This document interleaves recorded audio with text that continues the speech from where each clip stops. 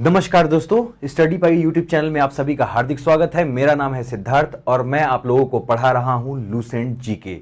और Lucent GK की जो आपकी ये सीरीज चल रही है, इसी सीरीज में हम लोगों ने अपना जो चौथा लेक्चर था वो कंप्लीट कर लिया है। और आज का जो आपका लेक्चर होगा वो होगा आपका 5वां लेक्चर। ठीक है, आज का जो लेक्चर होगा वो आपका 5वां नंबर का लेक्चर होगा। और 5वां नंबर का जो लेक्चर होगा, अब हम इसमें एंटर करेंगे काल में। ठीक है, अब हम इसमें एंटर करेंगे काल में। काल का मतलब है कि एक ऐसा समय था कि जब मनुष्य कुछ भी नहीं जानता था। मतलब प्राचीन काल में मनुष्य कुछ नहीं जानता था, फिर धीरे धीरे मनुष्य में बदलाव हुआ, उसको कुछ चीजों का ज्ञान हुआ। फिर आगे चलकर ऐतिहासिक काल आया और मनुष्य को ज्यादा ज्ञान हो गया, उसके साक्ष्य भी उपलब्ध हैं। ये सारी चीजें हम देखेंगे। लेकिन सबसे पहले इस टॉपिक को कवर करने से पहले मैं आप लोगों से कहना चाहूंगा कि अगर आपको वीडियो अच्छा लग रहा है तो इसको लाइक कर दीजिए और अपने दोस्तों के साथ शेयर भी कीजिए। तो चलिए स्टार्ट करते हैं आज का टॉपिक। लूसेंट जीके की हमारी क्लास चल रही है आज।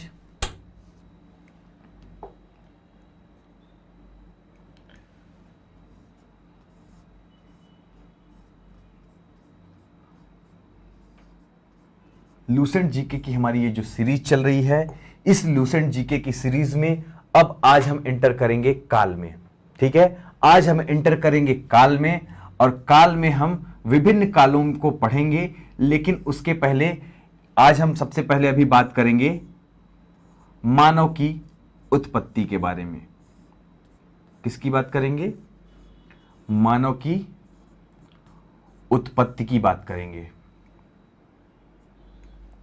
चलिए, मानव की उत्पत्ति की अगर हम बात करें तो अभी तक हम क्या सुनते आए हैं मानव की उत्पत्ति के बारे में? अगर हम जनरल बात करें, हम किताबों की बात ना करें, मतलब हम सामान्य जीवन में जब हम छोटे से थे तभी से हम सुनते हुए क्या रहे हैं कि हम क्या है, वानरों के यानी बंदरों के पूर्वज हैं।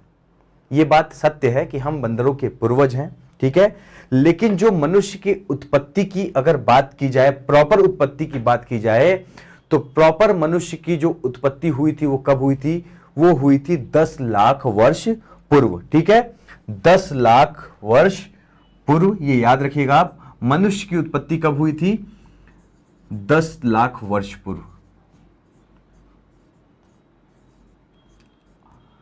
10 लाख वर्ष पूर्व मनुष्य की उत्पत्ति हुई थी। और ये जो मनुष्य की उत्पत्ति थी, ये डायरेक्ट, मतलब हम जिस अभी रूप में हैं, हम इस रूप में डायरेक्ट नहीं आए थे। हम धीरे धीरे हमारा विकास हुआ, बहुत सारी चीज़ों को हमने सीखा। पहले इंसान को कुछ भी नहीं पता था, ऐसे ही घूमता था, ना कपड़े पहनता था ना कुछ भी, मतलब ऐसे ही घूमा करता था।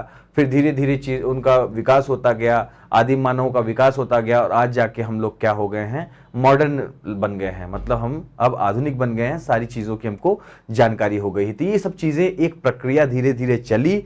जो ये प्रक्रिया ही चली है, ये लगभग 10 लाख वर्ष तक चली है। तो 10 लाख वर्ष पूर्व क्या था? मानव की उत्पत्ति हुई थी। और मानव की उत्पत्ति किससे हुई थी? नाइमेट्स से हुई थी। याद रखिएगा, मानव की उत्पत्ति किससे हुई थी? नाइमेट्स से हुई थी। अब आप लोग पूछोगे कि सर ये नाइमेट्स क्या होता है? तो नाइमेट्स होता है वानर। ठीक है, नाइमेट्स का मतलब होता है वानर। और यहां पर कैसे वानरों की बात हो रही है? नर वानर की बात हो रही है। ठीक है, तो यहां पर आप लोग क्या लिखेंगे? नर वानर। क्या लिखेंगे आप लोग यहां पर? नर वानर। यानी इंसानों की जो उत्पत्ति हुई थी, इंसानों की उत्पत्ति 10 लाख वर्ष पूर्व हुई थी। और ये उत्पत्ति कैसे हुई थी? वानरों से हुई थी। हम लोगों को ये बात पता है, लेकिन इनको बोला जाता है नाइमेट्स। तो अगर प्रश्न आए परीक्षा में कि इंसानों की उत्पत्ति हुई थी, तो वहां पर अगर आप नाइमेट्स लिखा रहेगा तो आप कंफ्यूज नहीं होंगे। नाइमेट्स आपका सही उत्तर है। नाइमेट्स का अर्थ होता है नर वानरों से हुई थी। इतना क्लियर हो गया? इतनी चीजें क्लियर हो गई। अब आगे बढ़ेंगे। अब क्या हुआ? अब 10 लाख वर्ष पूर्व जब इंसानों की उत्पत्ति मान लीजिए हुई, उत्पत्ति के बाद क्या हुआ?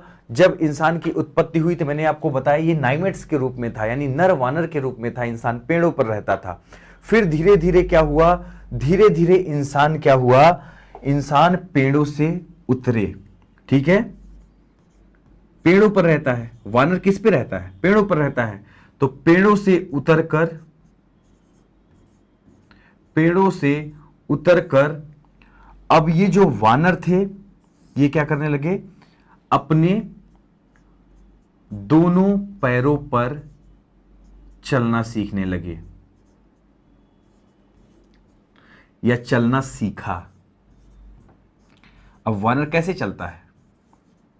वानर तो चलता है कि चार पैर से चलता है, जैसे हाथी घोड़ा आपका चलता है, आपका कुत्ता चलता है, चार पैरों पे चलते हैं। तो उसी प्रकार वानर भी चलता है। लेकिन ये जो नाइमेट्स थे, नर वानर थे, ये भी इसी प्रकार से थे, इनके भी चार पैर थे। लेकिन जैसे जैसे समय बीतता गया, फिर ये क्या हुआ, ये पेड़ों पर रहते थे, लेकिन बाद में ये पेड़ों से उतरकर और अब इन्होंने दो पैरों पर चलना सीख लिया, यानी इन्होंने हाथों को अपने फ्री कर लिया। और जब हाथों को इन्होंने दोनों हाथों को फ्री कर लिया, उसके बाद चीजें बहुत आपको देखने को मिलेंगे आगे, क्या क्या आविष्कार हुए, वो सारी चीजें आपके समझ में आएंगी। तो जैसे जैसे समय बीता, चीजें बदलती रही। तो 10 लाख वर्ष पूर्व नाइमेट्स की उत्पत्ति यानी नर वानर की उत्पत्ति हुई थी। वही मनुष्य का रूप था सबसे पुराना। और ये पहले पेड़ों में रहते थे और पेड़ों से उतरकर फिर उन्होंने दो पैरों पर चलना सीख लिया। इतना क्लियर हो गया। क्लास बहुत ही बढ़िया चल रही है बच्चों। एक बार लाइक कर दीजिए और शेयर जरूर कर दीजिए वीडियो को, ठीक है? मैं बार बार आप लोगों से रिक्वेस्ट कर रहा हूं कि लाइक कर दीजिए और शेयर जरूर कर दीजिए, ताकि ज्यादा से ज्यादा लोगों तक ये पहुंच पाए, ठीक है? चलिए, अब देखिए उसके बाद क्या हुआ। उसके बाद अब मनुष्य क्या हो गया, चलना सीख गया, पैरों पर चलना सीख गया। अब धीरे धीरे मनुष्य का विकास होने लगा और एक ऐसा समय आया जब पृथ्वी पर कैसे लोग आ गए, ज्ञानी मानव आ गए। ज्ञानी मानव का मतलब है अपनी आधारभूत जो आवश्यकताएं हैं उनकी पूर्ति करने में सक्षम हो, अपनी आधारभूत जो उसको ज्ञान चाहिए उस ज्ञान में वो परिपूर्ण हो, उसको लिखना आता हो, उसको पढ़ना आता हो, समझना आता हो चीजों को, ये सारी चीजों को मतलब समझना आता हो। ये सब चीजें कब हुई?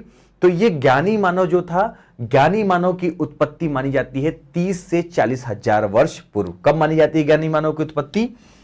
30 से 40 हजार वर्ष पूर्व उत्पत्ति मानी जाती है ज्ञानी मानवों की। किसकी उत्पत्ति मानी जाती है? ज्ञानी मानव की। अब याद रखिए एक चीज, ज्ञानी मानव को बोलते हैं होमो सैपियंस, ठीक है? ज्ञानी मानव को बोला जाता है, जो साइंटिफिक नेम होता है इंसानों का, मनुष्यों का, होमो सेपियंस। तो किसको बोला जाता है? ये बोला जाता है ज्ञानी मानवों को। इतना क्लियर हो गया? इतना क्लियर हो गया। अगर एग्जाम में प्रश्न आए कि ज्ञानी मानवों को कहा जाता है, तो वहां पे होमो सैपियंस अगर बोल दे, मतलब ऑप्शन में दे दे, तो आप ज्यादा ज्ञानी बनकर वहां पर ऑप्शन गलत मत करिएगा, ठीक है? आपको याद रहना चाहिए कि 30 से 40 हजार वर्ष पूर्व ज्ञानी मानव का जब जन्म हुआ, ठीक है, 30-40 हजार पूर्व मनुष्य क्या हुआ, धीरे धीरे विकसित हो गया, उसको चीजों की समझ हो गई, तो वो ज्ञानी मानव कहलाया। और ज्ञानी मानव को ही होमो सैपियंस बोला जाता है। इतनी चीजें क्लियर हो गई, यहां तक सारी चीजें आप लोगों को क्लियर हो गई।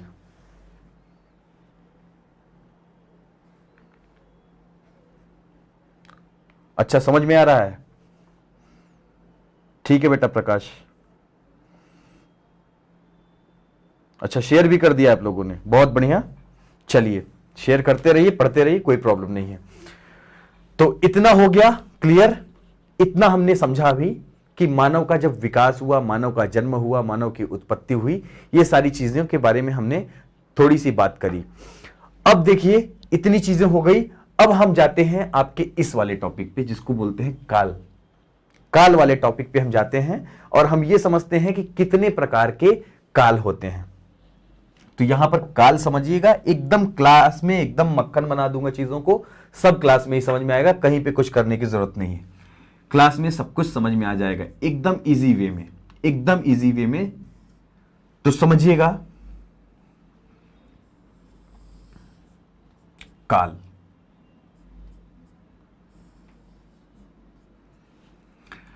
अब हम काल की यहां पर बात कर रहे हैं। तो काल को यहां पर पढ़ने के हिसाब से 3 पार्ट में डिवाइड किया गया है। काल को 3 पार्ट में डिवाइड किया गया है। आप अपनी लूसेंट बुक में भी देखेंगे तो आपको काल 3 पार्ट में डिवाइड मिलेगा। तो आज हम इन तीनों पार्ट्स को पढ़ेंगे, एक एक करके तीनों पार्ट्स को पढ़ेंगे। सबसे पहले है आपका प्रागैतिहासिक काल। सबसे पहला जो काल है आपका पहला, उसका नाम है प्रागैतिहासिक काल।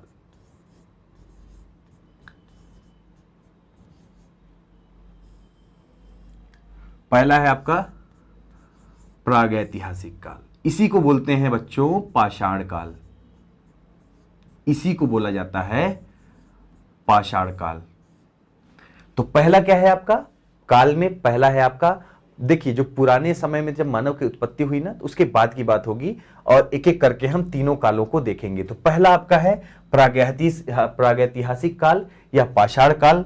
दूसरा नंबर पे आपका क्या है, दूसरा है आपका आद्य ऐतिहासिक काल,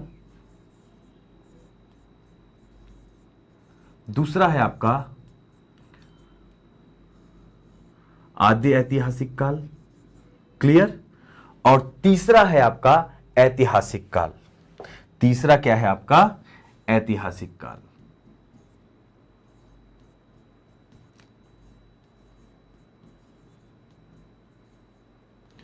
तीसरा है आपका ऐतिहासिक काल। तो यहां पर हम काल को तीन पार्ट्स में पढ़ रहे हैं। पहला था आपका प्रागैतिहासिक काल या पाषाण काल, दूसरा था आपका आद्य ऐतिहासिक काल और तीसरा था आपका ऐतिहासिक काल। अब देखिए, अब इसमें अंतर समझने की कोशिश करिएगा, बहुत इजी वे में समझा रहा हूं। ये जो आपका प्रागैतिहासिक काल है या पाषाण काल है ना, इस काल में मनुष्य की घटनाओं का कोई भी साक्ष्य हमारे पास उपलब्ध नहीं है, ठीक है। लिखित विवरण उपलब्ध नहीं, साक्ष्य तो मिल गए थे, साक्ष्यों के माध्यम से हम पता लगाते हैं उस समय भी लोग थे, लेकिन कोई लिखित विवरण उपलब्ध नहीं है। तो यहां पर आप लोग लिखिएगा, इस काल के लोगों का लिखित विवरण उपलब्ध नहीं है। समझ में आया आप लोगों को? इस काल के लोगों का लिखित विवरण उपलब्ध नहीं है, मतलब यहां पे कोई भी लिखित जानकारी इस काल की हमको नहीं मिली है जिससे हम इनके रहन सहन या जीवन के बारे में पता लगा सके। हालांकि इनसे जो संबंधित वस्तुएं थी, इनके बर्तन थे, कंकाल थे, इनके औजार थे, इन सारी चीजों से हम पता लगाते हैं, लेकिन कोई लिखित साक्ष्य प्रागैतिहासिक काल या पाषाण काल में नहीं मिला है। क्लियर हो गया? आद्य ऐतिहासिक काल क्या है आपका? देखिए, ये जो आपका आद्य ऐतिहासिक काल है, आद्य ऐतिहासिक काल में आपको जो इनके जीवन था आद्य ऐतिहासिक काल के लोगों का, इस काल के लोगों के का लिखित विवरण मिला है। इस काल के लोगों का लिखित विवरण मिला है, मतलब इस काल में जो लोग रहते थे उसका लिखित विवरण मिला है, लेकिन सबसे इंपॉर्टेंट बात यहां पे लिखने जा रहा हूं, लेकिन उसे पढ़ा नहीं जा सका है, उसे पढ़ा नहीं जा सका है, उसे पढ़ा नहीं जा सका है। तो पढ़ा नहीं जा सका है, इसका मतलब ये मत समझिएगा कि राइटिंग खराब थी इन लोगों की, राइटिंग नहीं खराब थी। हर समय की अलग अलग भाषाएं थी, अलग अलग संकेत थे, अलग अलग तरीके से लोग एक दूसरे से संवाद कर सकते थे, कन्वर्सेशन करते थे। तो ये चीजें धीरे धीरे चेंज होती रहती हैं। तो जो ये समय था ना आद्य ऐतिहासिक काल, उस समय क्या था कि उस समय लोगों की प्रॉपर मतलब लैंग्वेज नहीं हुआ करती थी, उन लोग अपने चीजों को समझते थे और उसी हिसाब से लिखते थे। तो वो लिखित साक्ष्य हमको मिले हैं, लिखित विवरण हमको मिला है, लेकिन वो लिखित विवरण पढ़े नहीं जा सके हैं। तो वो काल कौन सा है? आद्य ऐतिहासिक काल। प्रागैतिहासिक काल या पाषाण काल क्या था? उसमें लिखित विवरण मिला ही नहीं कुछ। आद्य ऐतिहासिक काल में लिखित विवरण मिला, लेकिन उसको पढ़ा नहीं जा सका। और ऐतिहासिक काल क्या है? ऐतिहासिक काल का लिखित विवरण उपलब्ध है और इसको हम पढ़ भी पाते हैं। इसके बारे में बस इतना लिखिए, इसका लिखित विवरण उपलब्ध है और हम उसको पढ़ भी पाते हैं। तो ये हो गया आपका काल। काल में आपका प्रागैतिहासिक काल, आद्य ऐतिहासिक काल और आपका ऐतिहासिक काल, इन तीनों को हमने कालों को समझा, अलग अलग अभी समझा। अभी हम इनके बारे में अलग से बात करेंगे। आज के लेक्चर में हम सिर्फ प्रागैतिहासिक काल या पाषाण काल के बारे में पढ़ेंगे। उसके बाद के लेक्चर्स में हम आद्य ऐतिहासिक काल, ऐतिहासिक काल, फिर यहां से क्या होता है ना, सेकंड जो आपका आद्य ऐतिहासिक काल है, यहां से हम सिंधु सभ्यता स्टार्ट कर देंगे। फिर हम सिंधु सभ्यता को पूरा कंप्लीट करेंगे, बहुत मजा आएगा। आज की क्लास में भी बहुत मजा आने वाला है। तो ये जो प्राग ऐतिहासिक काल या पाषाण काल के जो आपका था, इसमें कुछ लिखित साक्ष्य नहीं मिले हैं और आज हम इसी के बारे में पढ़ने वाले हैं। आज हम इसी के बारे में पढ़ने वाले हैं।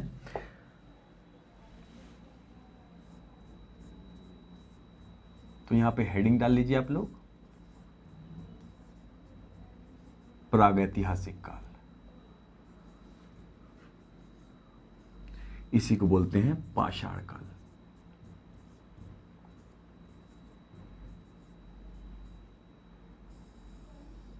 ठीक है, आगे बढ़ते हैं। आगे बढ़ते हैं। अच्छा, राइटिंग बहुत बढ़िया थी। राजेश बोल रहे हैं कि राइटिंग बहुत बढ़िया थी आद्य ऐतिहासिक काल के लोगों को। अच्छा, आपको मिला है क्या पढ़ने को? लगता है आपने पढ़ा हुआ है। ठीक है, ठीक है, पढ़िए। मिला है तो हमको भी भेजिएगा, हम लोग भी पढ़ेंगे, सभी को अवेलेबल करवाएंगे, सब लोग पढ़िएगा आद्य ऐतिहासिक काल का। ठीक है, चलिए।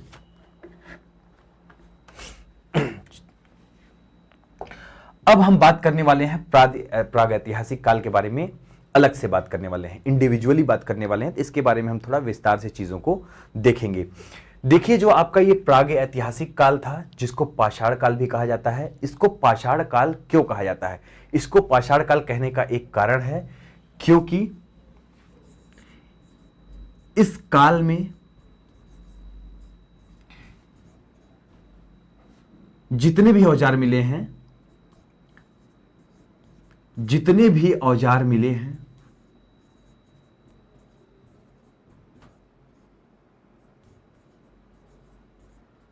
सब पत्थर के थे।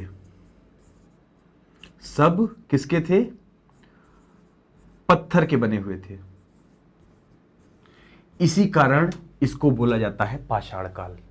याद रखिएगा, प्रागैतिहासिक काल को पाषाण काल क्यों बोला जाता है? क्योंकि इस काल में जितने भी औजार मिले थे ना, वो सारे औजार किसके थे? पत्थर के बने हुए थे। इसीलिए इसे पाषाण काल भी कहा जाता है। यहां पे आप लोग कंफ्यूज मत होइएगा, ठीक है? यहां पे आप लोग कंफ्यूज मत होइएगा, इसलिए मैं यहां पे आगे लिख भी देता हूं। इसलिए इसे पाषाण काल भी कहते हैं।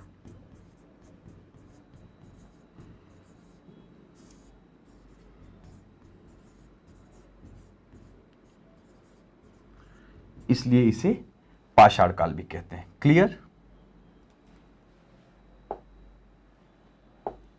चलिए,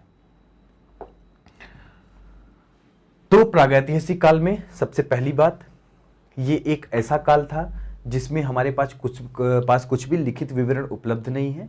वहां से जो हमको प्राचीन साक्ष्य मिले हैं, उन्हीं से हम इनके बारे में पता लगाते हैं। और इसमें इस काल को पाषाण काल भी कहा जाता है। पाषाण काल इसलिए कहा जाता है कि इस काल में जितने भी औजार मिले हैं, सारे औजार पत्थर के बने हुए थे, और इसी कारण इसको पाषाण काल भी कहा जाता है। अब देखिए, आपका जो प्रागैतिहासिक काल है, इसको 3 पार्ट्स में डिवाइड किया जाता है।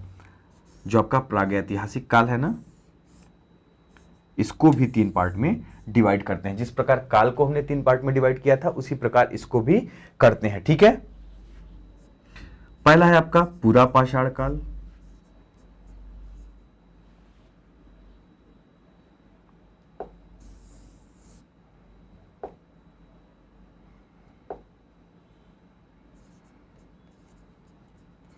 पूरा पाषाण, मध्य पाषाण,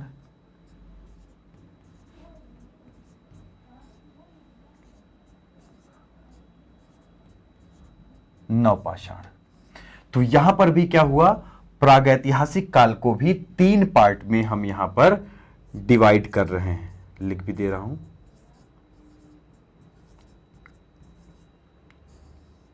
जो प्रागैतिहासिक काल था, उसको भी हम 3 पार्ट्स में डिवाइड कर रहे हैं, पूरा पाषाण काल, मध्य पाषाण काल और नवपाषाण काल में। ठीक है, चलिए अब हम सबसे पहले बात करेंगे पूरा पाषाण काल की, और इसमें हम अलग स्लाइड ले लेते हैं और उसमें हम इसको पढ़ते हैं। सबसे पहली बात हम कर रहे हैं पूरा पाषाण काल की, फिर मध्य पाषाण काल की बात करेंगे, और फिर हम करेंगे नवपाषाण काल की बात।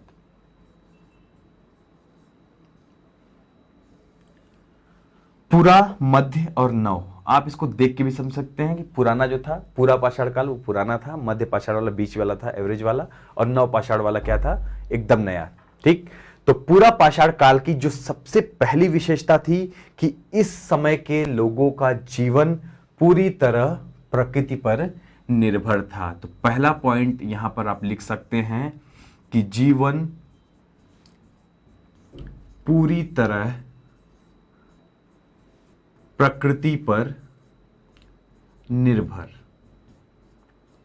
जीवन पूरी तरह क्या था, प्रकृति पर निर्भर था। घास फूस, और मतलब ये घास फूस बोल रहा हूं, फल वगैरह तोड़ तोड़ के खाते थे और इससे क्या करते थे, और शिकार करते थे और उसी से अपना भोजन क्या करते थे, ये कंप्लीट करते थे। तो जीवन पूरी तरह प्रकृति पर निर्भर था। इसमें ये क्या करते थे, इसमें ये आखेट या शिकार से भी अपना भोजन चलाते थे। इसको भी आप यहां पर लिख लीजिएगा कि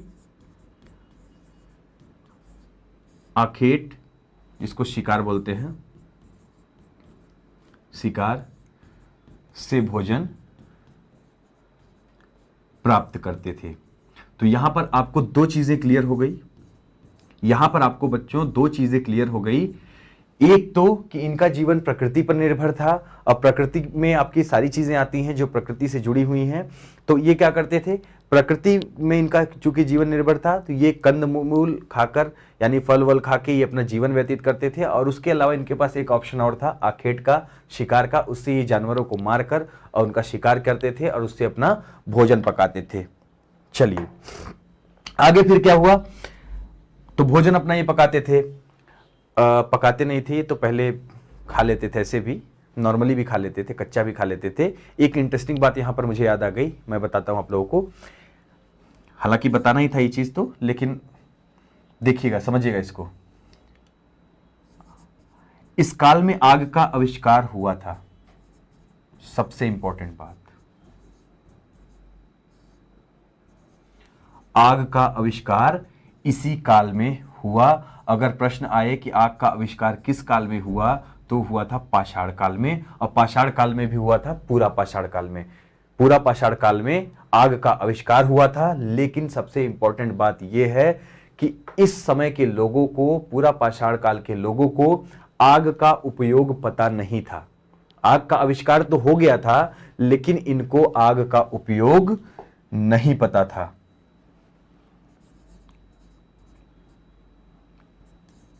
किंतु इस काल के लोगों को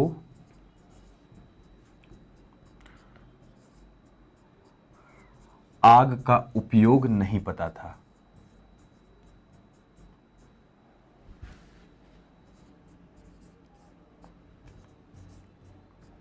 बहुत सारी चीजें एक्सीडेंटली भी हो गई थी, कर कुछ रहे थे, आग पैदा हो गई, तो उससे क्या हुआ, आग का आविष्कार तो हो गया, लेकिन इन लोगों को पता ही नहीं चला कि अगर आग बन गई है तो उसमें हम मांस वांस जो हम जानवरों का शिकार करते हैं या जो भी हम फल वल तोड़ते हैं उसको हम पका भी सकते हैं। थोड़ा सा सब्जी वगैरह जो भी मिलता है जंगल में उसको हम थोड़ा सा पका लेंगे तो खाने में हमारे लिए ईजी हो जाएगा। ये सारी चीज़ें इनको नहीं पता थी। तो मतलब आग का आविष्कार तो हुआ इसी काल में, लेकिन आग का जो इस्तेमाल है या प्रयोग है उससे ये लोग क्या थे, अनभिज्ञ थे, इनको ये पता नहीं था। समझ में आ रहा है सभी को? समझ में आ रहा है?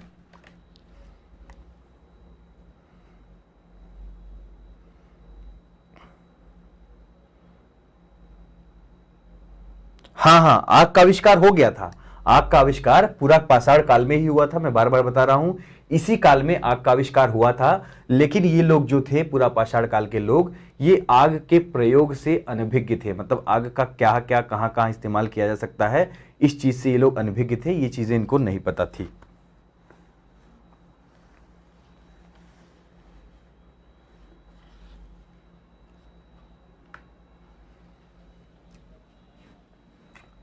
इतना हो गया।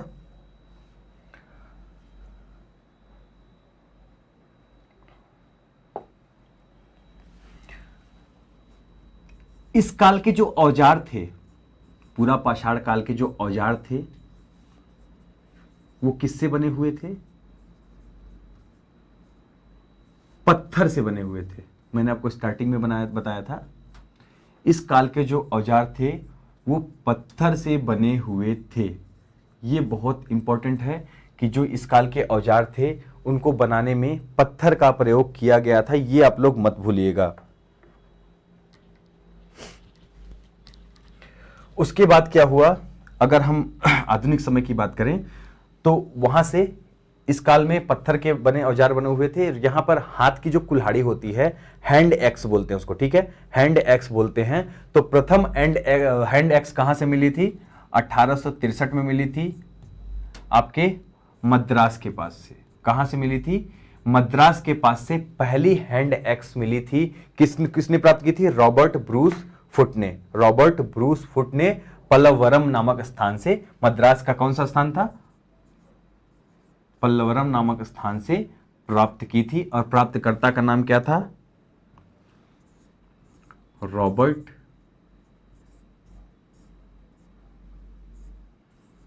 ब्रूस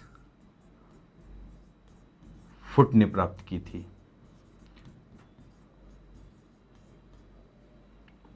क्या प्राप्त की? पहली हाथ की कुल्हाड़ी या हैंड एक्स। हाथ की कुल्हाड़ी, हाथ से चलाने वाली कुल्हाड़ी पहली किसने प्राप्त की थी? रॉबर्ट ब्रूस फुट ने। इसको हैंड एक्स भी बोलते हैं। 1863 में प्राप्त की थी। इतनी चीजें क्लियर हो गई। तो इसी वजह से आपके जो रॉबर्ट ब्रूस फुट है ना, इनको प्रागैतिहासिक पुरातत्व का जनक भी बोला जाता है। प्रागैतिहासिक काल के पुरातत्व का जनक भी किसको बोला जाता है? रॉबर्ट ब्रूस फुट को। यहां पे मैं लिख दे रहा हूं, इनको क्या बोला जाता है?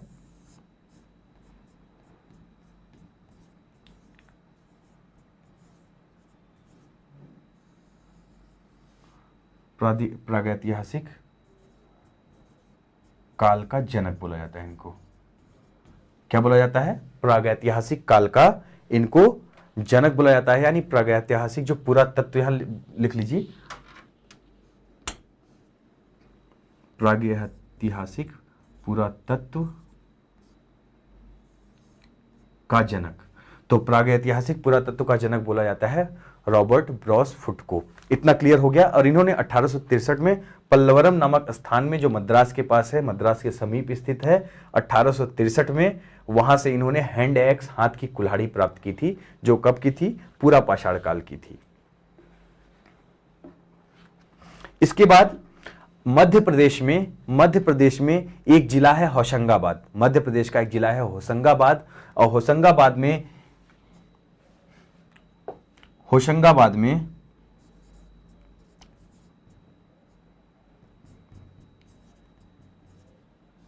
होशंगाबाद ये मध्य प्रदेश में स्थित है। हथनौरा से, होशंगाबाद में एक जगह है हथनौरा, जहां पर क्या मिला था? जहां पर मानव जो खोपड़ी होती है उसके साक्ष्य मिले थे। ठीक है, तो हथनौरा कहां पर स्थित है? वो स्थित है मध्य प्रदेश के होशंगाबाद जिले में। और ये हथनौरा में क्या मिला था? मानव खोपड़ी के जीवाश्म। मानव खोपड़ी के जीवाश्म कहां से मिले थे? हथनौरा से मिले थे। ये याद रखिएगा, ये सब फैक्चुअल चीजें हैं, ये भूलनी नहीं चाहिए।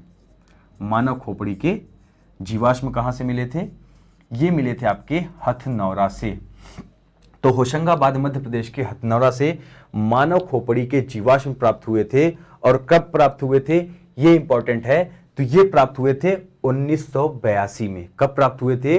1982 में प्राप्त हुए थे। और किसने इसकी खोज की थी?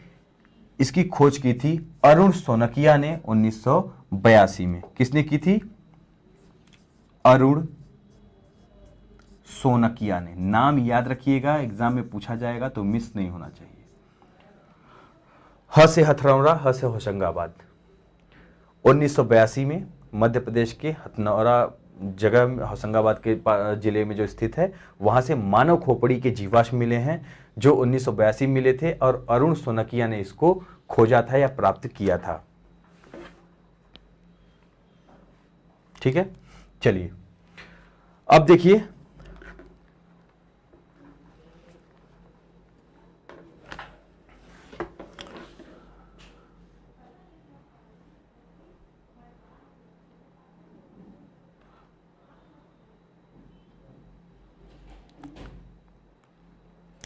सब समझ में आ रहा है, कोई इश्यू तो नहीं आ रहा है?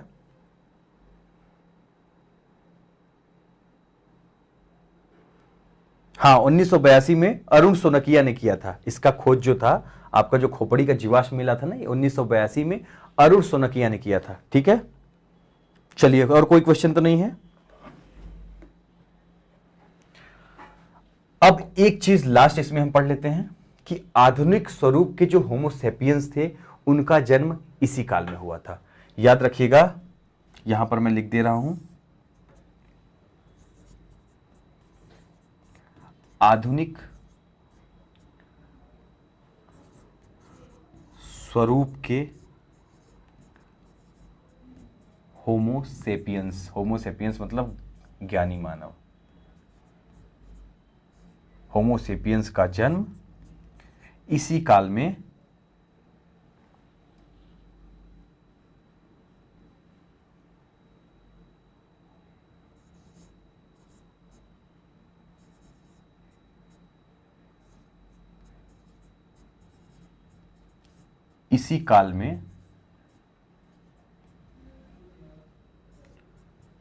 माना जाता है। आधुनिक स्वरूप के होमोसेपियंस का जो जन्म है इसी काल से माना जाता है। अब देखिए, पूरा पाषाण के बारे में जितनी इंपॉर्टेंट चीजें थी हमने पढ़ ली। अब हम पूरा पाषाणकालीन स्थल पढ़ लेते हैं जो परीक्षाओं में बार बार पूछे जाते हैं, और वो आप जब पढ़ेंगे अभी तो आपको समझ में आ जाएगा। अतिरमपक्कम हो गया, आपका पल्लवरम हो गया, ये जो जगह हैं, ये सब प्लेसेस हैं, ये सब क्या होते हैं, एग्जाम में सीधे सीधे पूछ ले जाते हैं कि कहाँ पर स्थित हैं और यहाँ से क्या चीज़ें प्राप्त हुई थी। तो आप वहाँ पर कंफ्यूज मत होइएगा, क्योंकि उसको हम यहाँ पर अच्छे से अभी कंप्लीट कर लेते हैं।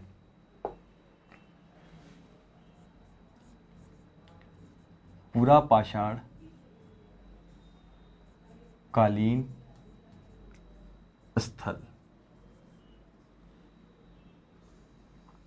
पूरा पाषाणकालीन स्थल, और इसमें सबसे पहले हम पढ़ेंगे अतिरमपक्कम के बारे में। अतिरमपक्कम, ये नाम ही आपको लग रहा है साउथ की तरह, तो साउथ में ही है, ये मद्रास में है। अतिरमपक्कम जगह कहां पर स्थित है? मद्रास में स्थित है। और यहां से क्या मिला था? यहां पे हैंड एक्स, यानी हैंड एक्स का मतलब है हाथ की जो कुल्हाड़ी थी, और फलक प्राप्त हुआ था। फलक भी कोई इंस्ट्रूमेंट था एक इसी तरह का, तो यहां पर लिख लेगा आप लोग हैंड एक्स यानी हाथ की कुल्हाड़ी, और फलक की प्राप्ति कहां से हुई थी? वो हुई थी अतिरमपक्कम, मद्रास से। क्लियर? हैंड एक्स और फलक कहां से मिला था? अतिरमपक्कम से मिला था, मद्रास से। तो अगर क्वेश्चन ये आए कि अतिरमपक्कम कहां स्थित है, तो मद्रास में स्थित है। या क्वेश्चन आए कि हैंड एक्स कहां मिला था, तो आपका अगर ऑप्शन अतिरमपक्कम रहेगा तो आप वहां पे क्लिक करेंगे। या फलक कहां पर मिला था, तो अतिरमपक्कम पे आप वहां पर टिक करेंगे, मतलब कि वहां पे ऑप्शनल वाला जो गोला रहता है उसको आप भरेंगे। आगे है आपका पल्लवरम। पल्लवरम, और आपका जो ये पल्लवरम है ना, ये भी मद्रास में ही स्थित है। पल्लवरम कहां स्थित है? मद्रास में ही स्थित है। और इसमें हाथ की कुल्हाड़ी का सर्वप्रथम साक्ष्य जो था यहां पर मिला था। इसको मैंने बैक टू बैक इसीलिए लिखा है ताकि आपको समझने में प्रॉब्लम ना हो। हाथ की कुल्हाड़ी का प्रथम साक्ष्य या हैंड एक्स का प्रथम साक्ष्य कहां से मिला? आपके पल्लवरम से मिला। तो क्वेश्चन आया कि प्रथम बार हाथ की कुल्हाड़ी का साक्ष्य कहां से मिला? तो प्रथम साक्ष्य मिला था आपके पल्लवरम से, और आपका जो अतिरमपक्कम है यहां से भी आपके हाथ की कुल्हाड़ी की प्राप्ति हुई थी। क्लियर? आगे बढ़ते हैं। इसके बाद मध्य प्रदेश का एक स्थल है भीमबेटका। भीमबेटका ये कहां पर स्थित है? मध्य प्रदेश। और इससे क्वेश्चन पूछा भी गया है कई बार। भीमबेटका बहुत फेमस जगह है, तो इससे क्वेश्चन पूछा भी गया है। तो भीमबेटका में क्या मिला था? भीमबेटका में प्राचीन शैलाश्रय मिले थे। प्राचीन शैलाश्रय की प्राप्ति हुई थी। शैलाश्रय का मतलब समझिएगा, प्राचीन, समझाता हूं मैं अभी। प्राचीन शैलाश्रय की प्राप्ति यहां से हुई थी।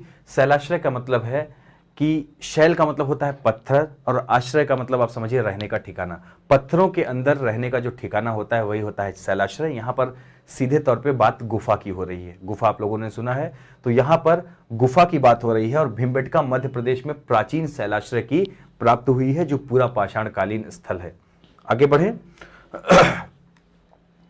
कश्मीर में एक जगह है पहलगाम।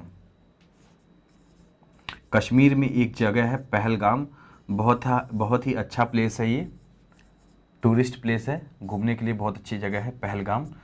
तो पहलगाम कश्मीर में जो है, यहां से भी हाथ की कुल्हाड़ी के साक्ष्य मिले हैं। हाथ की कुल्हाड़ी के साक्ष्य यहां से भी मिले हैं, इसको भी याद रखिएगा। उस समय सिर्फ आपके हाथ की कुल्हाड़ी शैलाश्रय ही मिले थे, तो ज्यादा कंफ्यूज नहीं होंगे। जब पत्थर वाली चीजें आए तो समझ लीजिए कि इसी काल का है, पूरा पाषाण काल का है। फिर चीजें क्या होगा, चेंज होंगी, धातुओं में चेंज होगी तो काल बदलते जाएंगे, उनको हम आगे पढ़ेंगे। आगे है आपका आदमगढ़ मध्य प्रदेश। आदमगढ़ कहां पे है? मध्य प्रदेश में है, एमपी में ही है। और यहां से क्या मिला था? यहां से आपका शिल्प उपकरण मिले थे। यहां से क्या मिला था? शिल्प उपकरण की प्राप्ति कहां से हुई थी? आदमगढ़ मध्य प्रदेश से हुई थी। शिल्प उपकरण की प्राप्ति कहां से हुई थी? आदमगढ़ से हुई थी, मध्य प्रदेश से। तो इतना क्लियर हो गया आप लोगों का, इतना क्लियर हो गया, यहां तक कोई इश्यू तो नहीं है।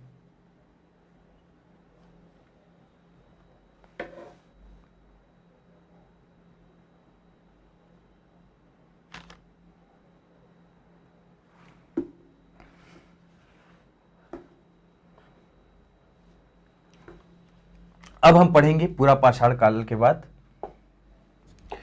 पूरा पाषाण काल के बाद दूसरा नंबर है आपका यहां पे मध्य पाषाण काल।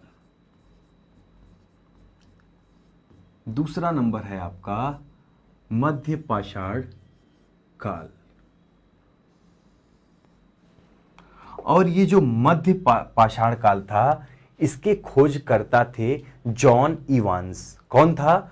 जॉन, अब्राहम नहीं, जॉन इवांस। जॉन इवांस कौन थे?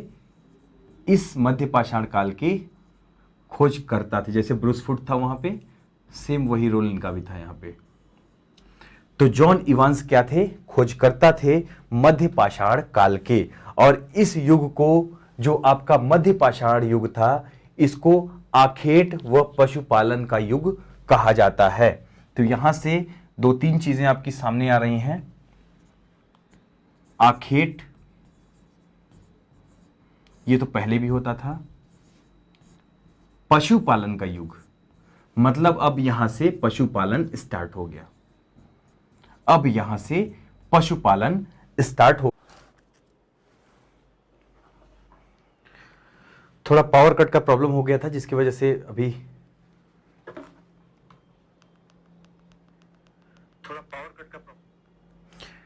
अभी क्लास आपकी रुक गई थी।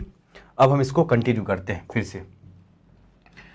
तो मध्य पाषाण काल की बात मैं कर रहा था। इसके खोजकर्ता कौन थे? जॉन इवांस इसके खोजकर्ता थे मध्य पाषाण काल के। और आखेट व पशुपालन का ये युग कहा गया। मतलब आखेट तो आपका पहले भी होता था, आखेट आपका पूरा पाषाण काल में भी होता था, लेकिन मध्य पाषाण काल में एक आपको नई चीज देखने को मिल रही है, पशुपालन। यानी अब इस युग के लोगों ने पशुपालन भी करना स्टार्ट कर दिया। इस युग के लोगों ने पशुओं को पालना भी स्टार्ट कर दिया। और जब पशुओं को पालन होता है, जब पशुओं का पालन होता है, तो क्या होता है? पशुओं के पालन से इंसान को बहुत सारी चीजें मिलने लगती हैं। उसका, जैसे आपका दूध वगैरह हो गया और आपका मांस वगैरह हो गया, ये सारी चीजों के लिए पशुओं को पाला जाता था। तो उन सब चीजों को हम बाद में देखेंगे। अभी बस हम इतना याद रखेंगे कि खोजकर्ता थे मध्य पाषाण काल के जॉन इवांस। और आखेट व पशुपालन का युग ये कहा जाता था, क्योंकि इसमें लोग शिकार खेलते थे। ठीक है, इस युग को आखेट व पशुपालन का युग क्यों बोला जाता था? क्योंकि इस समय लोग शिकार खेलते थे और पशुपालन करते थे। इतना क्लियर हो गया? अब आगे पढ़िए। सर्वप्रथम, पहली बार, मतलब मानव के अस्थिपंजर के साक्ष्य, अस्थिपंजर का मतलब है कि हड्डी वड्डी जो होता है पूरा शरीर का कंकाल, अस्थिपंजर के साक्ष्य इसी काल में प्राप्त हुए, इसी काल में प्राप्त हुए। तो मतलब सर्वप्रथम मनुष्य के अस्थिपंजर जो था उसका साक्ष्य कहां पर मिला, इसी काल से प्राप्त हुए। मतलब इसी काल के जो अस्थिपंजर हैं वो मनुष्य को प्राप्त हुए हैं, काल से लिख लीजिए, मैं नहीं, काल से प्राप्त हुए। तो उस समय मनुष्यों का अस्थिपंजर भी मिला, मतलब मध्य पाषाण काल के मनुष्यों का अस्थिपंजर भी मिला जब उसकी खोज की गई। तो ये सर्वप्रथम मानव के अस्थिपंजर साक्ष्य इसी काल से प्राप्त हुए हैं। तो अगर ये क्वेश्चन आता है कि सर्वप्रथम मानव के अस्थिपंजर के साक्ष्य किस काल से प्राप्त हुए हैं, तो आपका उत्तर मध्य पाषाण काल होना चाहिए और बिल्कुल वही करिएगा। अब देखिए, पशुपालन जो था, मैंने आपको बताया कि इस युग को, मध्य पाषाण काल के युग को आखेट व पशुपालन का युग कहा जाता है। और इसी वजह से ये जो युग था मध्य पाषाण का आपका युग, इस युग से आपको पशुपालन के प्रथम साक्ष्य प्राप्त हुए हैं। इस युग से पशुपालन के प्रथम साक्ष्य प्राप्त हुए हैं। अब ये बताइए कि इस युग से, पशुपालन का युग इसको कहा जाता था, तो पशुपालन का जो साक्ष्य मिलेगा वो इसी युग से मिलेगा, निश्चित सी बात है। लेकिन ये जो साक्ष्य प्राप्त हुए हैं वो कहां से हुए हैं, ये हुए हैं आदमगढ़ से। ठीक है, आदमगढ़ की मैंने बात अभी शायद नहीं की है। आदमगढ़ होशंगाबाद में स्थित है, मध्य प्रदेश के। कहां से मिला था, आदमगढ़ होशंगाबाद जिले में। तो आदमगढ़ से क्या मिला, पशुपालन का साक्ष्य मिला। और इससे क्लियर हो गया कि जो मध्य पाषाण काल के लोग थे वो पशुपालन करते थे। Clear, clear. और जैसा कि पशुपालन स्टार्ट हुआ है, हम सभी लोगों को पता है कि कुत्ता जो था, कुत्ता प्रथम मानव का पालतू पशु था। कुत्ता जो था प्रथम पालतू पशु था। कुत्ता प्रथम पालतू पशु था। ठीक है, तो ये क्लियर हो गया। मध्य पाषाण काल में कुत्ता जो था प्रथम पालतू पशु था। तो यहां पर हमने जो चीजें पढ़ी हम उसको एक बार रिकॉल कर लेते हैं, क्योंकि थोड़ा सा प्रॉब्लम आ गई थी बीच में। ये जो मध्य पाषाण काल है, इसके खोजकर्ता हैं जॉन इवांस। कौन है खोजकर्ता, जॉन इवांस इसके खोजकर्ता थे। रॉबर्ट ब्रॉसफुट थे आपके पूरा पाषाण काल के, और इसके हैं आपके जॉन इवांस। और इस युग को बोला जाता है आखेट व पशुपालन का युग। आखेट का मतलब होता है शिकार करना, वो तो पहले भी होता था, लेकिन अब यहां पर आपको एक नई चीज देखने को मिल रही है, पशुपालन। तो ये पशुपालन भी इस युग में होने लगा। और इसी काल से ही सर्वप्रथम मानव के अस्थि पंजर, मतलब शरीर, जब आदमी का पूरा शरीर का जो टुकड़ा होता है दफनाने के बाद जो मिलता है अस्थि पंजर, वो उसके साक्ष्य यहीं से प्राप्त हुए हैं। और इसी युग से पशुपालन के प्रथम साक्ष्य प्राप्त हुए थे। कहां से, आदमगढ़ से प्राप्त हुए थे। मध्य प्रदेश में होशंगाबाद जिले के आदमगढ़ से प्रथम साक्ष्य मिले थे पशुपालन के। तो पशुपालन के प्रथम साक्ष्य कहां से मिले, आदमगढ़ ऑप्शन आएगा, बिल्कुल सही होगा, उसी पे लगाइएगा, याद रखिएगा। और कुत्ता इस युग में प्रथम पालतू पशु था लोगों का। अब एक चीज इसकी क्लियर हो गई सारी चीजें। अब हम देखेंगे कि मध्य पाषाण कालीन स्थल कौन कौन से हैं। मध्य पाषाण कालीन स्थल कौन कौन से हैं, क्योंकि पूछा जाता है, ये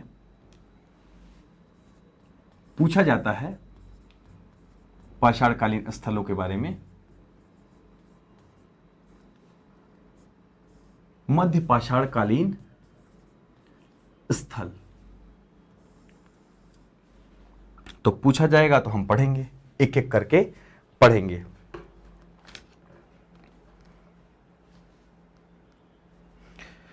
सबसे पहला जो यहां पे स्थल की हम बात करेंगे, तो वो सबसे पहला स्थल प्राप्त हुआ पंचमढ़ी में। पंचमढ़ी क्या है, पंचमढ़ी मध्य प्रदेश में ही है। पंचमढ़ी कहां पे स्थित है, उत्तर प्रदेश के बगल में हमारे एक जिला है पंचमढ़ी, उत्तर प्रदेश के बगल में एक राज्य है मध्य प्रदेश, और वहां पर आपका है पंचमढ़ी हिल स्टेशन स्थित है। और पंचमढ़ी मध्य प्रदेश में ही आपको क्या मिले, दो शैलाश्रयों की प्राप्ति हुई। दो शैलाश्रयों की यहां से प्राप्ति हुई है। कब की? मध्यकालीन युग के दो शैलाश्रयों की प्राप्ति यहां से देखने को मिलती है। तो आपका जो पंचमढ़ी था, यहां से दो शैलाश्रय मिले। शैलाश्रय का मैंने मतलब आपको समझाया था कि ये क्या होता है, गुफा की बात यहां पर हो रही है, सीधी सी शैलाश्रय। तो पहला क्या था आपका? जम्बू द्वीप। पहला था आपका जम्बू द्वीप। जम्बू द्वीप आप याद कर सकते हैं कैसे? जम्बू द्वीपे भारतवर्ष, मैंने बताया था आपको स्टार्टिंग में। तो जम्बू द्वीप भारत का पहले नाम हुआ करता था। और अगला है आपका डोरोथी द्वीप। डोरोथी द्वीप, यहां पे कंफ्यूज नहीं होंगी, डोरोथी द्वीप। तो दो शैलाश्रय मिले आपको मध्यकाल के। कहां से? पंचमढ़ी, मध्य प्रदेश से। क्लियर? क्लियर यहां तक कोई प्रॉब्लम?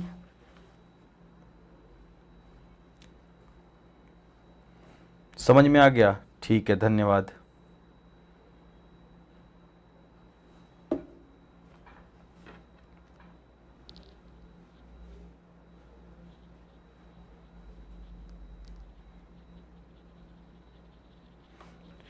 अब हमारे राज्य में यानी कि उत्तर प्रदेश में, उत्तर प्रदेश के मदहदा से, उत्तर प्रदेश में एक जगह है उसका नाम है मदहदा। और मदहदा से हड्डी एवं सींग के उपकरण व आभूषण प्राप्त हुए हैं। हड्डी व सींग के, जानवरों के हड्डी व सींग के क्या करते थे? उपकरण बनाते थे, मतलब औजार भी बनाते थे और आभूषण भी बनाते थे। तो उत्तर प्रदेश के मदहदा से हड्डी एवं सींग के, आप अभी भी जाएंगे ना, जो पुराने जमाने के जो मतलब घर बने हैं बहुत पुराने, तो आपको अभी भी वहां पर देखने को मिलेंगे सींग विंग आपको दिखेंगी जानवरों की। तो पहले क्या होता था, पहले लोगों को ज्यादा पता नहीं था, तो लोग क्या करते थे, जानवरों का शिकार करते थे। अब तो बैन हो गया है हालांकि जानवरों का शिकार करना, जंगली जानवरों का। पहले लोग शिकार किया करते थे तो उनकी हड्डी वड्डी निकाल कर क्या करते थे, उनका सींग और हड्डी निकाल के औजार व आभूषण बना लेते थे, उपकरण या आभूषण बना लेते थे। तो ये याद रखिएगा। अभी तो आपको सींग पहनने को दे दिया जाए तो नहीं पहन पाएंगे।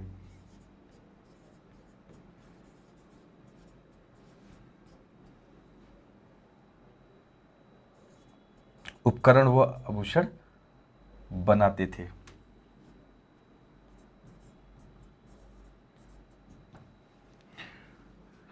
तो उत्तर प्रदेश का जो मदहदा है, यहां पे हड्डी एवं सींग के उपकरण व आभूषण ये लोग बनाते थे और उसके साक्ष्य यहां पर हमको मिले हैं उत्तर प्रदेश के मदहदा में। ठीक है, अब फिर से बात हुई आदमगढ़ की।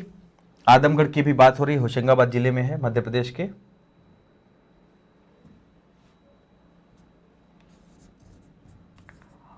आदमगढ़, फिर से आदमगढ़ की यहां पर बात हो रही है। आदमगढ़ में शैलाश्रयों के सूक्ष्म साक्ष्य मिले हैं। शैलाश्रय का मतलब मैंने आपको बताया था स्टार्टिंग में, जो गुफानुमा होती थी।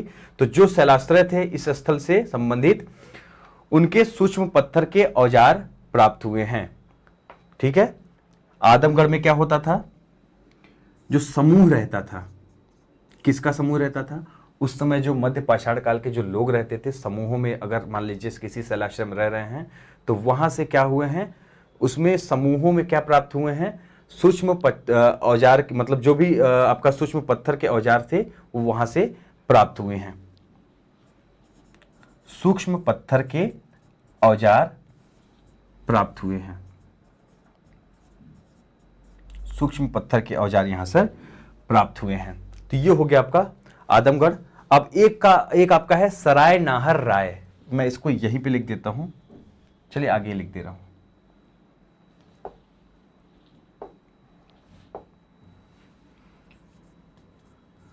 सराय नाहर राय, सराय नाहर राय। अब देखिए सराय नाहर में क्या था, इसमें एक ही कब्र में 3 मानव के कंकाल होने के साक्ष्य मिले हैं। मतलब पहले एक को दफनाते थे, लेकिन यहां पर क्या किए, एक ही कब्र में 3-3 को दफनाने लगे। ठीक है, तो एक ही कब्र में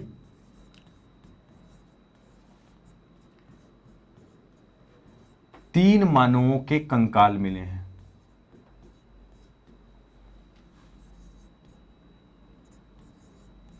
तीन मानवों का कंकाल मिला है, और इससे ये साबित हो गया कि उस समय जो व्यक्ति थे, मतलब लोग थे उस समय के, जो उन्होंने क्या किया, एक ही कब्र में 3 लोगों को दफना दिया था। ठीक है, तो यहां से क्या क्लियर हो गया कि 3 मानव कंकाल के जो साक्ष्य मिले हैं, तो यहां से बहुत सारी मतलब चीजों को सोचा गया कि हो सकता है फैमिली के लोग हों, हो सकता है परिवार, मतलब कि हस्बैंड वाइफ बच्चे हों, ऐसा कुछ करके प्रेडिक्शन लगाया गया था, लेकिन चीजें क्लियर नहीं हुई। बस ये यहां पे समझिए आप लोग कि एक कब्र में 3 मानवों का कंकाल आपको यहीं से प्राप्त होता है। और यहां पे आपका स्तंभ गर्त भी मिला है। स्तंभ गर्त क्या होता है? स्तंभ गर्त का मतलब है, जैसे अभी हम लोग क्या बोलते हैं उसको एग्जैक्टली वर्ड नहीं आ रहा है मेरे दिमाग में। जैसे मान लीजिए आपका घर है, घर होता है, हाँ, उसको अंडरग्राउंड बोलते हैं। घर के नीचे क्या होता है? आपका घर होता है, घर के नीचे लोग क्या करते हैं, अंडरग्राउंड भी बनवा लेते हैं, जगह पोल खड़ा करके अंडरग्राउंड पार्किंग वगैरह बना लेते हैं। तो वो क्या था, उसको बोलते हैं आपका स्तंभ गर्त। तो यहां पर क्या करते थे, निवास करते थे लोग। स्तंभ गर्त में क्या करते थे, निवास करते थे, और यहां पर रहते थे, निवास करते थे। स्तंभ गर्त में निवास करते थे। और स्तंभ गर्त का मतलब यह है कि यहां पर इसको फर्शनुमा बना के अंडरग्राउंड से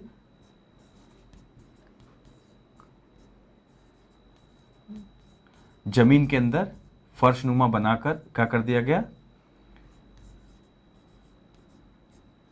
पिलर के सहारे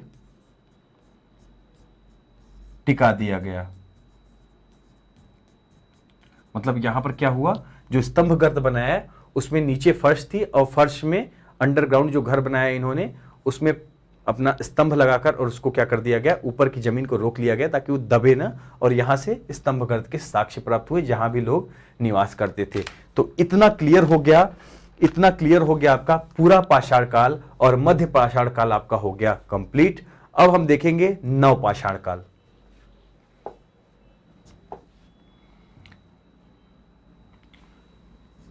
अब हम देखेंगे नवपाषाण काल। अब चीजें धीरे धीरे क्या हो रही हैं, यहां पे सही हो रही हैं। वीडियो सही लग रहा है आप लोगों को तो शेयर कर दीजिए, लाइक नहीं कर रहे हैं आप लोग।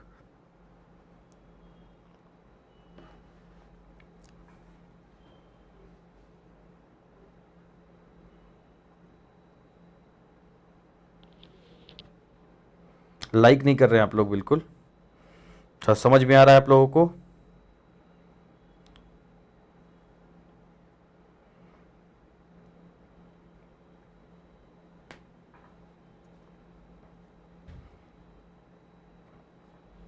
चलिए, सब समझ में आ रहा है आप लोगों को? कमेंट करिएगा कुछ नहीं समझ में आएगा तो।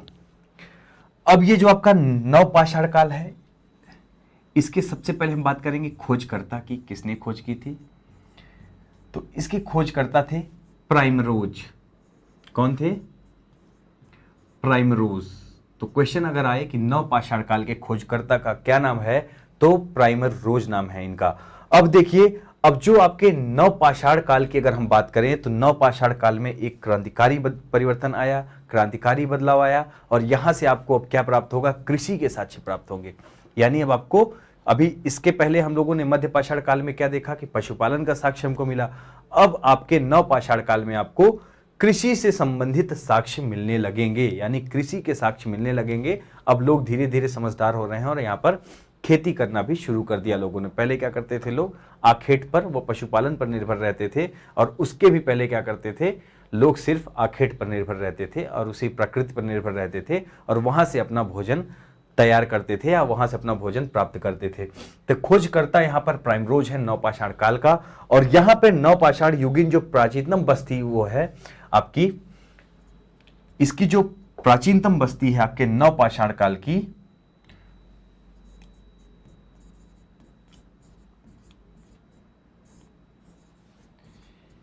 ये कहां से प्राप्त हुई? ये प्राप्त हुई पाकिस्तान से। कहां से प्राप्त हुई?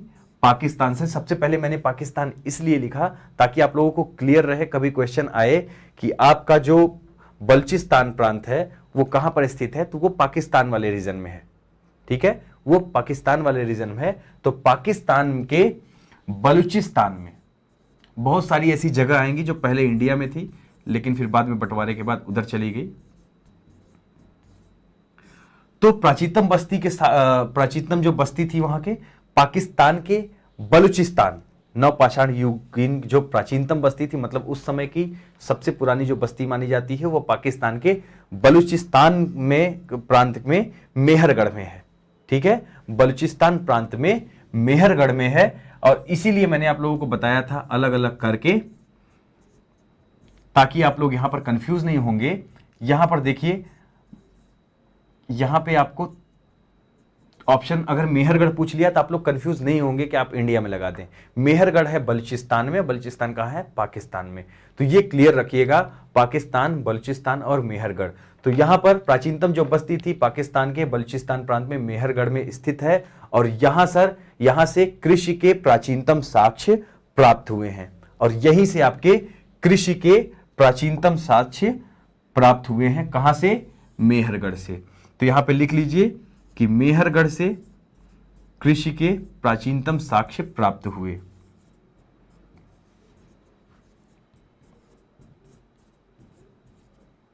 मेहरगढ़ से कृषि के प्राचीनतम साक्ष्य की प्राप्ति हुई। इतना क्लियर हो गया? इतना क्लियर हो गया। अब देखिए, अब जब यहां पर कृषि के प्राचीनतम साक्ष्य की प्राप्ति हो गई तो इसीलिए इसको प्रथम खाद्य युग की संज्ञा दी गई। इस युग को किसकी संज्ञा दी गई? खाद्य युग की संज्ञा दी गई, और निश्चित रूप से खाद्य युग की संज्ञा दी जाएगी। इसको देने का कारण भी है, खाद्य युग की संज्ञा दी गई। और खाद्य युग की संज्ञा इसलिए दी गई बच्चों क्योंकि ये यहां पर अब कृषि के साक्ष्य मिल गए थे। मतलब यहां पर खेती होने लगी थी, और जब खेती होने लगी थी लोगों को खाद्य चीजें मिलने लगी, खाद्य सामग्री मिलने लगी, तो इसको खाद्य युग की संज्ञा दी गई थी नवपाषाण काल को। आगे बढ़े। अब इसके बाद क्या हुआ? जब लोग खेती करने लगे, और जब खेती करेगा आदमी तो जमीन तो लेके एक जगह से दूसरी जगह जा नहीं सकता है। मान लीजिए हमको कहीं जाना है, कहीं भी जाना है, ट्रेवल करना है, तो हम अपना सामान बांध लेते हैं, कपड़ा उठा लेते हैं, जो भी अपना कार है, बाइक है, जो भी अपने उपकरण है, चीजें हैं जरूरत की, उसको हम लेकर एक जगह से दूसरी जगह चले जाते हैं। लेकिन हम अपने घर की खेती लेके नहीं चले जाते, कृषि लेके तो नहीं जा पाते। तो जब लोगों ने कृषि करना चालू कर दिया तो लोगों को एक जगह अब टिकना पड़ता था। जब खेती करना चालू किया तो एक जगह टिकना पड़ता था, और एक जगह जब टिकना पड़ता था तो यहीं से स्थायी निवास की प्रवृत्ति शुरू हो गई। स्थायी निवास की शुरुआत आपके नवपाषाण काल से मानी जाती है, क्योंकि लोग अब खेती करने लगे थे तो अब लोग स्थायी निवास करने लगे। पहले लोग घूमते थे एक जगह से दूसरे जगह तक, वहां गए, वहां खाए, वहां घूमे, कोई टेंशन तो थी नहीं, आराम से जंगलों में घूम रहे हैं बढ़िया इधर उधर। अब टेंशन हो गई, अब खेती वेती करने लगे, और जब खेती करने लगे उनको अपना अनाज बचाना था, तो अनाज बचाने के लिए वहां पे रहते थे और अन्न अपना उगाते थे, खाते थे उसको। और धीरे धीरे फिर क्या हुआ, लोग स्थायी निवास की प्रवृत्ति लोगों के अंदर आ गई, और एक जगह ही लोग क्या करने लगे? टिकने लगे। अब क्या हुआ? इसके बाद यहां पर फिर शुरुआत हुई पहिए की। अब देखिए, आप इसको इससे समझ सकते हैं, कृषि का आविष्कार हुआ। कृषि का जब आविष्कार हुआ ना, तो अनाज को ले जाने के लिए बैलगाड़ी चाहिए ना, ऐसे समझिए आप, मतलब याद करने के ट्रिक से। तो यहां पर पहिए का आविष्कार का आप ट्रिक बना सकते हैं कि जब अनाज हुआ तो उठाने के लिए उसको कोई गाड़ी घोड़ा चाहिए, तो उसके लिए क्या किया गया? पहिए का आविष्कार हुआ। तो पहिए का आविष्कार माना जाता है नवपाषाण काल से। पहिए का आविष्कार माना जाता है नवपाषाण काल से। उसके साथ साथ ही आपके कृषि का जो आविष्कार है वो भी नवपाषाण काल से माना जाता है। इस चीज को एकदम दिमाग में बैठा लीजिए। पहिया और आपका कृषि, ये नवपाषाण काल से। क्लियर?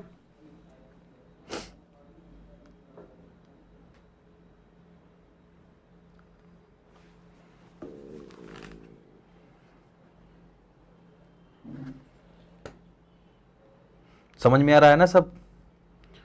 ठीक है।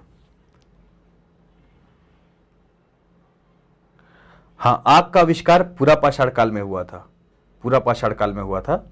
और उस समय लोग मतलब इसके ज्ञान से अनभिज्ञ थे कि आग का यूज कहाँ कहाँ किया जाएगा, उससे अनभिज्ञ थे। लेकिन बाद में फिर क्या हुआ, लोग इसके बारे में जानने लगे और नवपाषाण काल में आपका कृषि एवं पहिए का भी आविष्कार हो गया।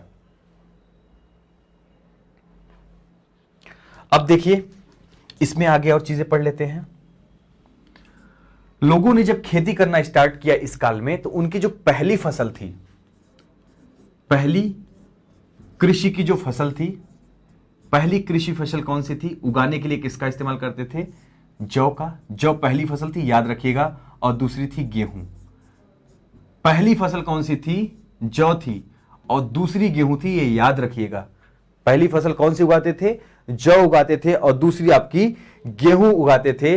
लेकिन मानव द्वारा प्रयुक्त सर्वप्रथम जो अनाज था वो क्या था? चावल। मतलब जिसका इस्तेमाल मनुष्य ने सर्वप्रथम किया वो क्या था?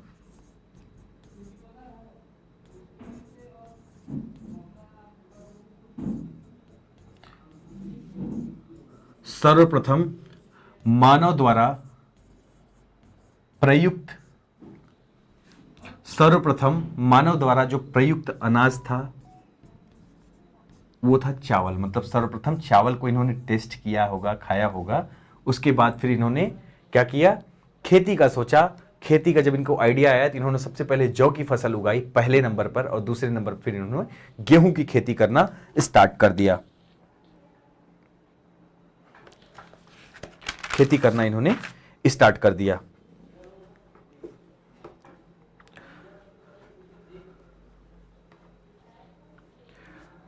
अब देखिए इसके बाद क्या हुआ। इसके बाद क्या हुआ, आप लोग वीडियो तो देख रहे हैं, वॉचिंग कंटिन्यू बनी हुई, लेकिन आप लोग आंसर नहीं दे रहे हैं, मतलब बता नहीं रहे हैं कुछ भी। अगर कहीं पे प्रॉब्लम हो तो बता दीजिए, जो चीजें नहीं समझ में आ रही हो तो मैं सॉल्व कर दूंगा। अगर समझ में आ रहा है तो वो भी एक बार कमेंट सेक्शन में बता दीजिए। जो कुंभकारी है, कुंभकारी का मतलब समझते हैं? कुंभकारी का मतलब होता है मिट्टी के बर्तन वर्तन बनाना। मिट्टी के जितने भी प्रकार के बर्तन बनाने का जो कार्य होता है वो बोलता है, कुम्हार जो काम करता है ये समझ लीजिए, उसको बोलते हैं कुंभकारी। तो कुंभकारी इसी काल में मानी जाती है, या इसी काल की मानी जाती है। मतलब इसी काल में कुंभकारी की शुरुआत हुई थी। मिट्टी के बर्तन बनाना लोगों ने और मिट्टी की वस्तुएं बनाना स्टार्ट कर दिया था नवपाषाण काल में। तो कुंभकारी इसी काल की मानी जाती है। और इस काल में एक चीज और हुआ था कि अब जो हथियार या औजार थे या उपकरण थे, पॉलिशदार, उनको पॉलिशदार बनाया जाने लगा। तो यहां पे पॉलिशदार हथियार, सॉरी हथियार लिख रहा हूं मैं, औजार लिख लीजिए इसको। AK-47 लेके नहीं घूमते थे वो लोग। पॉलिशदार औजार और उपकरण। ठीक है, पॉलिशदार औजार और उपकरण का अब क्या करते थे वो? पॉलिशदार के मतलब पत्थर के औजार का उपकरण और हथियारों का प्रयोग करते थे। अभी तक क्या था ये, मतलब नॉर्मल जो पत्थर था उसको बना लेते थे, लेकिन अब क्या करते थे, ये पॉलिशदार पत्थर का उपयोग करते थे। ठीक है, अब ये पॉलिशदार पत्थर का उपयोग करते थे और उसका उपकरण बना के फिर उसका इस्तेमाल करते थे। ठीक है, पॉलिशदार औजार और उपकरण। इतना क्लियर हो गया? PS ब्लॉक्स,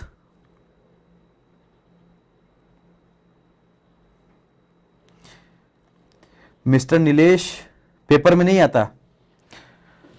मैं आपको अभी एक नंबर दे रहा हूं, नंबर आप यहां पे लिखिए और उस नंबर पे आप व्हाट्सएप करिए। जितनी चीजें मैं पढ़ा रहा हूं उससे मैं कम से कम आपको 200 पेपर का मैं क्वेश्चन भेजूंगा। 200 पेपर, चाहे कोई भी पेपर हो, कोई भी पेपर, चाहे वनडे एग्जाम हो, चाहे पीसीएस एग्जाम हो, मैं 200 पेपर आपको ऐसे भेज सकता हूं जिसमें क्वेश्चन पूछे गए हैं। तो ये मत बोलिए कि यहां से क्वेश्चन नहीं आता। पीएस ब्लॉग्स परमिशन नहीं मिली थी यार, मुझे परमिशन नहीं मिल रही थी, इसलिए बंद करना पड़ा। परमिशन बाद में हटा ली गई मेरी तरफ से, उनके तरफ से, तो मैंने बंद कर दिया। ठीक है, तो पॉलिशदार औजार और उपकरण, ठीक है, उसका अब ये प्रयोग करने लगे थे।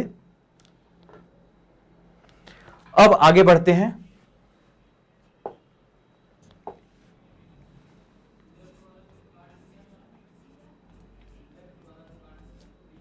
नवपाषाण कालीन स्थल। अब क्या है, नवपाषाण काल के बारे में हमने सारी चीजें पढ़ ली। अब हम यहां पर नवपाषाण कालीन स्थल के बारे में पढ़ेंगे। हाँ मिस्टर नीलेश, नंबर लिख लीजिएगा आप, 8506858982। इस पे आप व्हाट्सएप कर दीजिएगा। ठीक है, इस पे आप व्हाट्सएप कर दीजिएगा। चलिए नवपाषाण कालीन स्थल के बारे में पढ़ते हैं। सबसे पहले हम पढ़ेंगे मेहरगढ़ के बारे में। मेहरगढ़ यह है पाकिस्तान या बलूचिस्तान, किसी में भी मान सकते हैं। बलूचिस्तान वाले भी मतलब कि ऐसा मानते हैं कि वो पाकिस्तान के पार्ट नहीं है, बाकी उनका जो भी इशू है हम उसके बारे में बात नहीं करेंगे। तो ये जो मेहरगढ़ है, पाकिस्तान इसको अपना मानता है, बलूचिस्तान अपना मानता है, उनकी अलग मैटर है। तो यहां से क्या हुआ, यहां से हमको सबसे पहला साक्ष्य मिला था कृषि का। तो कृषि का प्रथम साक्ष्य कहां से मिला था? कृषि का प्रथम साक्ष्य कहां से मिला था? कृषि का प्रथम साक्ष्य मिला था मेहरगढ़ से। क्लियर? कृषि का प्रथम साक्ष्य कहां से मिला था? मेहरगढ़ से मिला था। और जो सबसे पहले उगाने वाली जो फसल थी, सबसे पहली जो फसल थी वो थी आपकी जौ। कृषि के लिए जो प्रयुक्त की गई पहली फसल थी जौ और दूसरी फसल थी गेहूं। क्लियर? पहली फसल थी जौ और दूसरी फसल थी गेहूं। ठीक है, क्लियर हो गया? अब आगे बढ़ें। तो यहां पे दो ही चीजों के प्रमाण मिले हैं, जौ और गेहूं के फसल के। पहले नंबर पे जौ के मिले हैं, फिर बाद में गेहूं के। और यहां पर एक चीज का और साक्ष्य मिला है, अस्थाई जीवन का। अब कृषि करने लगे लोग तो स्थायी रहने लगे, क्योंकि अब घूम नहीं सकते थे, बंजारे वाली जीवन अब व्यतीत नहीं कर सकते थे, इसलिए अब उन्होंने खेती करना स्टार्ट किया। तो उनको एक जगह अब रुकना पड़ता था और धीरे धीरे फिर स्थायी निवास की परंपरा हमारे सामने आई। तो ये हो गया आपका मेहरगढ़ का जो बारे में हमने पढ़ा। कृषि का प्रथम साक्ष्य यहां से मिला था। जौ और गेहूं की शुरुआत मतलब कि इसके साक्ष्य मिले थे, पहले जौ बोया गया था फिर गेहूं, और उसके अलावा अस्थायी जीवन के साक्ष्य यहां से मिले, प्रथम प्रमाण यहां पर मिले। उसके बाद है आपका बुर्ज होम। बुर्ज होम कहां पे है? कश्मीर में है।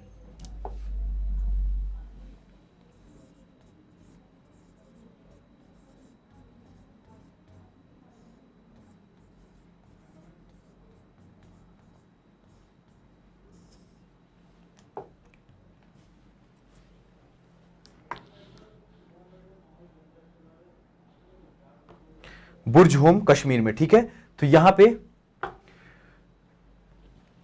क्या मिला था? गर्तावास का प्रमाण मिला था। गर्तावास का प्रमाण। गर्तावास का प्रमाण कहां से मिला था?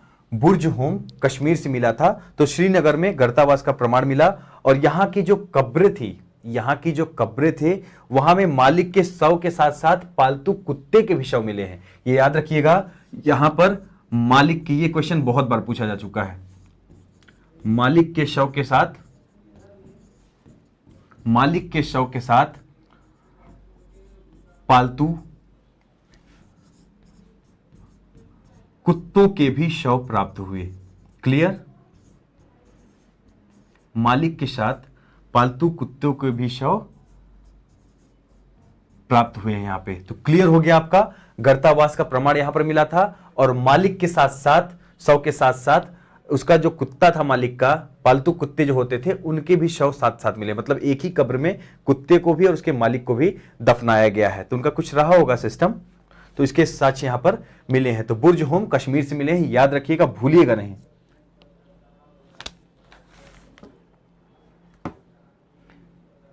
आपका क्वेश्चन मैंने इग्नोर नहीं किया, मैंने बता दिया आपको कि परमिशन उधर से हटा ली गई थी। पहले परमिशन थी मुझे, अब परमिशन नहीं है, इसलिए मैंने हटा दिया। ठीक है, तो बुर्ज होम कश्मीर देखा हमने। अब है लास्ट आपका, लास्ट नहीं, दो और बचे हैं आपके। कोल्डिहवा है उत्तर प्रदेश। यहां से क्वेश्चन पूछे जाते हैं, जितनी चीजें हम पढ़ रहे हैं ना स्थल के बारे में, यहां से पूछते हैं। तो कोल्डिहवा उत्तर प्रदेश, अभी हम उत्तर प्रदेश को ज्यादा टारगेट कर रहे हैं, तो ये उत्तर प्रदेश से रिलेटेड है, तो इसको ध्यान से पढ़ेंगे आप। कोल्डिहवा उत्तर प्रदेश, ये कहां पर है? इलाहाबाद यानी कि प्रयागराज, अब प्रयागराज बन गया है, तो उसके निकट में स्थित है। ठीक है, और इसमें विश्व की सबसे प्राचीन धान की खेती का साक्ष्य मिलता है। विश्व की सबसे प्राचीन धान की खेती का सबसे प्राचीन साक्ष्य मिलता है। धान की खेती का सबसे प्राचीन साक्ष्य कहां पे मिलता है? कोल्डिहवा में मिलता है, और यह उत्तर प्रदेश में प्रयागराज जिले के निकट में स्थित है। निकट में स्थित है। क्लियर? सबसे प्राचीन धान की खेती का साक्ष्य यहीं से मिला है, याद रखिएगा। धान की खेती का सबसे प्राचीन साक्ष्य जो था यहीं से मिला है। अगला है आपका संगनकल्लू, कर्नाटक में है ये। संगनकल्लू कर्नाटक में, इसके बारे में थोड़ा सा देख लेते हैं। संगनकल्लू ये है कर्नाटक में। यहां से क्या मिला है? यहां से राख के टीलों का साक्ष्य मिला है। राख के टीलों का साक्ष्य मिला। राख जानते हैं ना आप लोग? जब कोई चीज जल जाती है तो राख बन जाती है वो। ठीक है, तो राख के टीलों का साक्ष्य कहां से मिला है? संगनकल्लू कर्नाटक से मिला है। अब कुछ इंपॉर्टेंट बातें हम और देख लेते हैं। देखिए, जो सोने का सबसे जो प्राचीन अवशेष है वो कहां से मिला है? वो कोलार से मिला है। कोलार कहां पे है? कर्नाटक के है। ठीक है, कर्नाटक की जो कोलार की खाने हैं, जो आपने केजीएफ मूवी में देखा था ना, कोलार गोल्डफील्ड्स, उसी की बात यहां पर हो रही है। तो सोने का सबसे प्राचीन जो साक्ष्य था कहां से मिला है? कोलार खान से मिला है सोने का। ये हम अलग से पढ़ रहे हैं, ये सारी चीजें। ये आपका कंप्लीट हो गया अभी। ठीक है, नवपाषाण काल यहां से कंप्लीट हो गया। तो सोने की सबसे प्राचीन खान का साक्ष्य कहां से मिला है? कोलार से मिला है। कोलार ये कहां पे है? कर्नाटक में है। तो यहां से सबसे प्राचीन साक्ष्य मिला है कि सोने की खान भी हुआ करती थी, उसका साक्ष्य मिला है कर्नाटक से, कोलार से। और ये भी नवपाषाण कालीन स्थल है। ठीक है, रिलेटेड तो नवपाषाण काल से ही। ये भी सोने की सबसे प्राचीन जो खान का साक्ष्य मिला है नवपाषाण काल का ही है ये। और कोलार कर्नाटक में स्थित है। और उस समय यहां पे किसका शासन था? गंग वंश का शासन था। किसका? गंग वंश की प्राचीनतम राजधानी थी ये स्थल। ठीक है, ये नवपाषाण, ये जो स्थल है आपका कोलार कर्नाटक में, ये कैसा है? नवपाषाण कालीन स्थल है। और ये गंग वंश की राजधानी थी। गंग वंश की प्राचीनतम राजधानी थी। तो इसको आप लोग यहां पर लिख लेंगे, ये गंग वंश की प्राचीनतम राजधानी थी। इतना क्लियर हो गया? इतना क्लियर हो गया?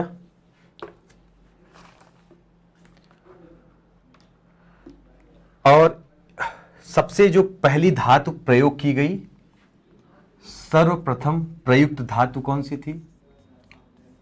सर्वप्रथम, सबसे प्रथम प्रयुक्त धातु इस्तेमाल की गई जो धातु थी वो कौन सी थी? वो थी तांबा। सर्वप्रथम प्रयुक्त धातु कौन सी थी? तांबा। मतलब सबसे पहले कौन सी धातु का प्रयोग किया गया था? तांबा का प्रयोग किया गया था। ठीक है,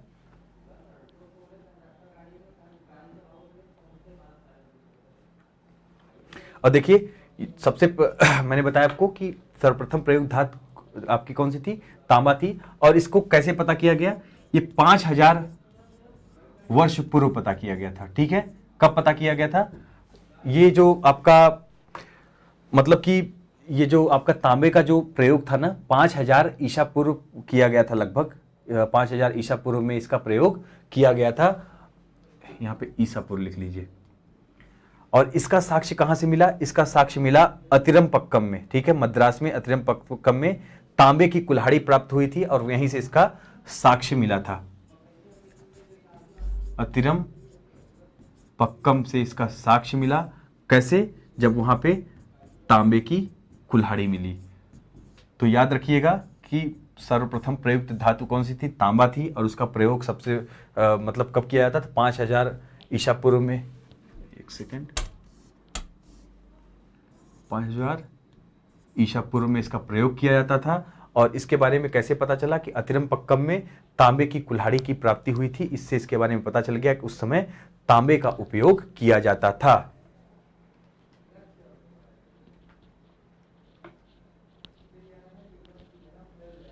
ठीक है, चलिए, तो इसी के साथ ही आज का जो हमारा टॉपिक था वो कंप्लीट हो गया।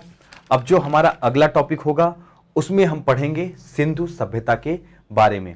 उसमें हम पढ़ेंगे सिंधु सभ्यता के बारे में। प्राचीन इतिहास जानने के स्रोत भी हमारा कंप्लीट हो गया, और उसके बाद आपका ये जो आज हम पढ़ रहे थे पूरा पाषाण काल, नव पाषाण काल और मध्य पाषाण काल, इसको भी हमने कंप्लीट कर लिया। अब कल से हम आद्य ऐतिहासिक काल में एंटर करेंगे, यानी हम सिंधु सभ्यता स्टार्ट करेंगे और वहां से फिर हम चीज़ों को कंटिन्यू करेंगे। जो चीज़ें अगर नहीं समझ में आई तो कमेंट में बताइएगा, उसको मैं जरूर सॉल्व करूंगा। ठीक है, तो मिलते हैं अगले लेक्चर में। Thank you very much.